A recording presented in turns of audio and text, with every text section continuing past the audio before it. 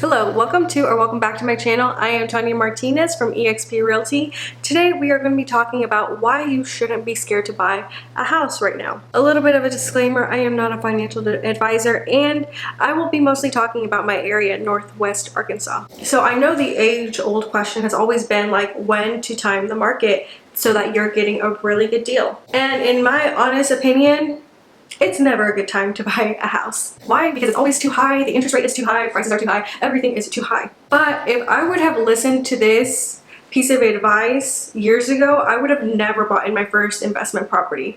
We bought a duplex back when duplexes were still at $220,000, and it was considered a really high price, especially for the Northwest Arkansas area. And people have told me a lot of things, like I wasn't gonna make any money, I was buying too high, at this interest rate it wasn't worth it, which I think the interest rate at the time was like a 4.5 or something like that for a first-time home buyer, because that is what we bought it as, and that we were just never gonna make money because the rents were too low in our area.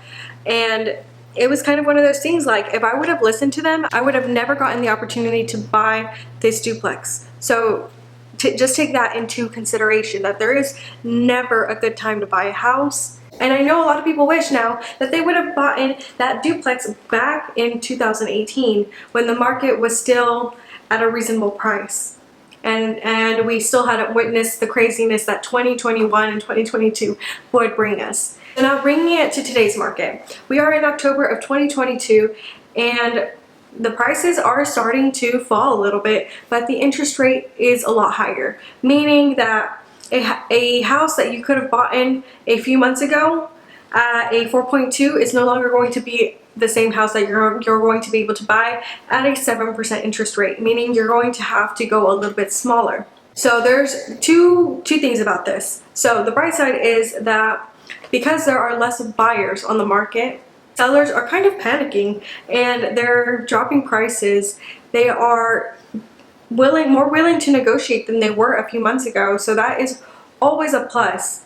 And another thing to note is that in a few years you can actually refinance your house and lower your monthly payment. And some of you guys may even say, hey, I don't like this house anymore, let me go ahead and sell it and use that equity to buy the next house. There is always a way to keep growing and learning in your real estate investment. If you guys have been thinking about buying a house and are waiting because of the interest rate, I would just go ahead and pull the trigger and go start looking at houses and see what you guys can get into, because right now is an amazing time to buy. And a few things to consider when buying a house in any market is the location, the square footage, and that the house makes sense. Right now I am doing an open house at a beautiful house that the floor plan actually makes sense. There's 2 bedrooms up front. The master is right next to the kitchen. The kitchen has a giant open floor plan and a beautiful dining area as well. So just keep that in mind, that the floor plan makes sense. If there is like a room going into a room, I would caution you, because whatever you're seeing at the initial point of buying your house, that is what other people are going to see whenever that you go to sell your house. So make sure that the floor plan makes sense, and make sure that you have a real estate agent that actually knows the market and is actually willing to, help you and say, hey, so this house just got listed. I think you should go in with a full offer and don't ask for any closing costs or anything like that. But if you've noticed that the house has been sitting on the market for a few weeks, then that might be time for you to ask for some closing costs. Maybe negotiate the price. Now, there are still some sellers that are very stubborn and will not negotiate down. And that's fine. Walk away from the house. One of my biggest things is that if it's meant to be, it's meant to be. If it's not, then I move on and look for another house. After all, a house is just a house. And once we get into that mentality, especially if you are doing this as an investment, house shopping becomes a lot easier. It becomes a lot less emotionless, because I know for the very first house I bought, I cried like pretty much every day during my transaction. I was not a real estate agent yet, but I was very emotional. I am a very emotional person. So I did cry a lot, and yeah, and it was just a very stressful process. And that's okay for that first house. It's one of the biggest investments you're going to be making in your lifetime. So make sure that you are taking it seriously. But also just come to the realization that the first house you buy is probably not going to be the one that you live in for the rest of your life. Another thing is that make sure you are saving money right now. You know, right now we are technically in a recession right now. So make sure that you have enough money for your down payment plus enough for you to make the first few monthly payments in case anything happens. Because, you know, we all like to think that we live in a perfect world where we won't lose our jobs, that nothing will happen to us.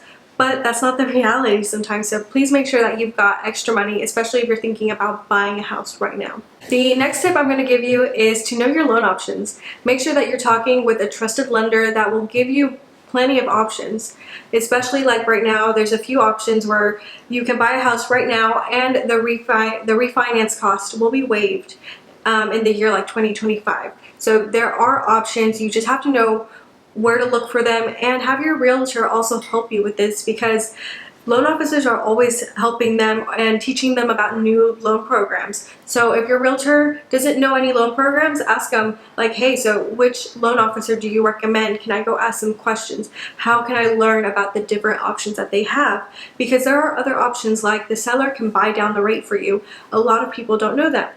You can also assume a mortgage, meaning that if the bank allows you, you can take on the mortgage of the previous owner. So that means you would just have to put that difference, and hopefully you'll be able to keep that interest rate that they've got on the house, which hopefully will be a lot lower than the interest rate that you would be getting now. Well, if you like this content, please make sure to give me a thumbs up and subscribe to my channel, and I will see you in the next one.